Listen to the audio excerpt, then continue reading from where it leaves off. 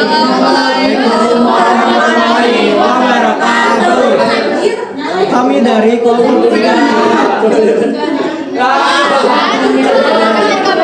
dan kita mau perkenalan diri nama aku Hana Tembeana dari absen 12. Saya Kenzi Faris Hamizan, absen 19. Saya Syahriil Ilhamati, absen 35. Saya Amanda Fianza.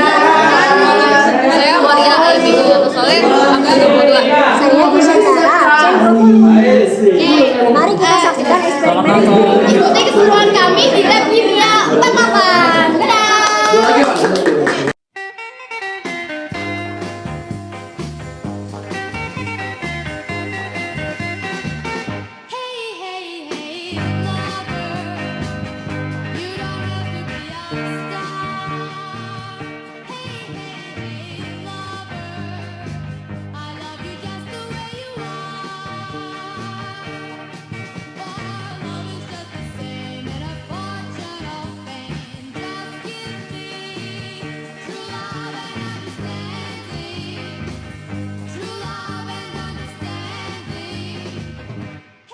Dadah. Oke, ini adalah aircraft dan kalau dilihat dia ini memiliki gelembung. Jadi dia itu masuknya elektroda tapi elektroda lemah. Iya, dan juga karena dia elektroda lemah, jadi ini bolanya tidak nyala. Oke, bisa dilihat teman-teman. Jadi di sini ada larutan asam klorida. Nah, di sini bohlamnya menyala ya teman-teman, karena di sini ada gelembungnya dan cukup banyak. Jadi ini tuh elektrodanya kuat ya. Elektrolitnya kuat. Maaf Teman-teman, setelah melakukan eksperimen daya hantar listrik larutan dalam air, mari sekarang kita membacakan hasil pengamatan. Untuk larutan air murni, bola lampunya itu tidak menyala dan elektrodanya itu lemah. Sedangkan untuk natrium klorida, bola lampunya menyala juga elektrodanya kuat. Begitu juga dengan asam klorida. Untuk natrium hidroksida, bola lampunya itu menyala dan elektrodanya itu kuat. Untuk gula pasir, dia itu tidak menyala dan dia itu elektrodanya lemah. Untuk amonia, bola lampunya itu tidak menyala juga elektrodanya itu lemah. Untuk alkohol, bola lampunya itu tidak menyala juga elektrodanya lemah.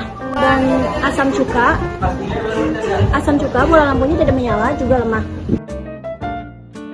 Begitu juga dengan urea dan air keran.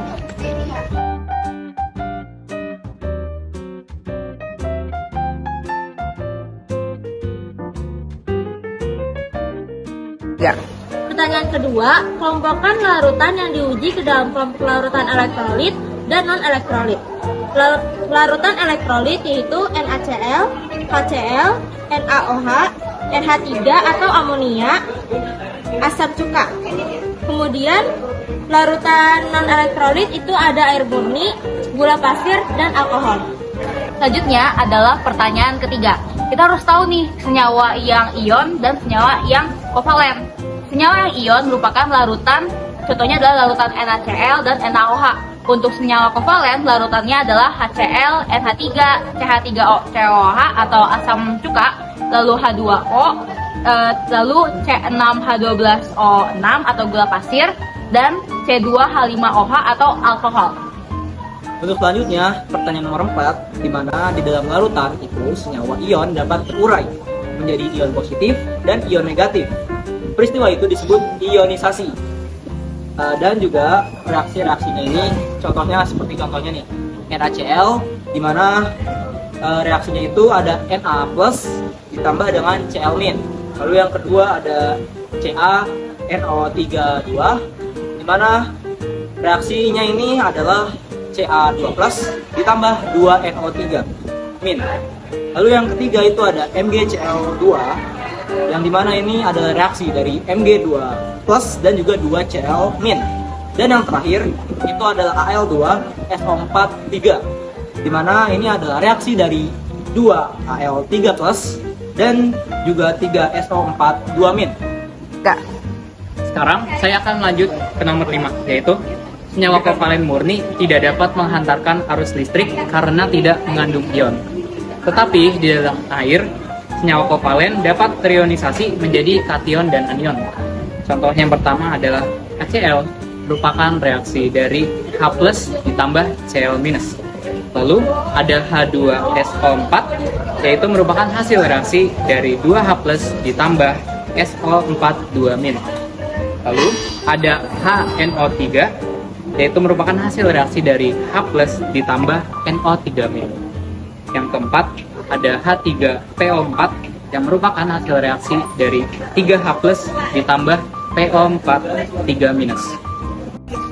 Lalu nomor 6, itu adalah hubungan antara ion dalam satu larutan dengan daya hantar listriknya. Jadi, semakin banyak jumlah ion dalam suatu larutan, maka semakin tinggi daya hantar listriknya. Karena ion itu sendiri merupakan berfungsi untuk pembawa arus listrik. Hai teman-teman, jadi di sini Hana bakal nyampein kesimpulan dari hasil praktek kita di lab kimia tadi. Nah, kesimpulannya, jadi tidak semua larutan dapat mengantarkan listrik atau elektrolit dengan kuat. Hanya beberapa larutan tergantung jumlah ion yang terbentuk. Elektrolit yang kuat dapat menghasilkan banyak ion sehingga dapat mengantarkan listrik dengan baik.